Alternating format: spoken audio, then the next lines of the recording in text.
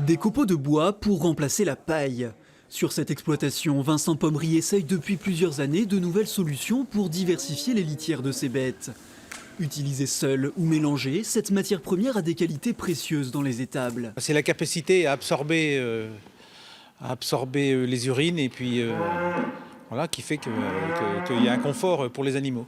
Alors il y a plusieurs techniques, un petit peu, voilà, en fonction de. En général, on se sert de sous-couche et ensuite on part sur un paillage traditionnel avec de la paille.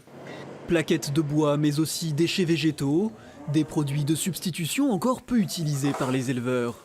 Avec pourtant un intérêt, réduire la part de paille dont les prix explosent avec la sécheresse. En cours normal de la paille, on a une équivalence. Donc cette année où on a vraiment une envolée des prix et un manque de disponibilité surtout, c'est une très bonne alternative. Sachant qu'éventuellement, si on a du stock, on pourra le valoriser en filière bois-énergie. Pour s'approvisionner en copeaux sans investissement coûteux, il y a la solution coopérative.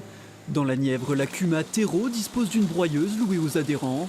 Car le but, c'est aussi d'utiliser une ressource souvent disponible en quantité sur les exploitations. Eux, ils coupent leur bois et puis quand ils veulent déchiqueter pour faire soit du chauffage, soit du laitière, ils nous appellent et puis on vient broyer.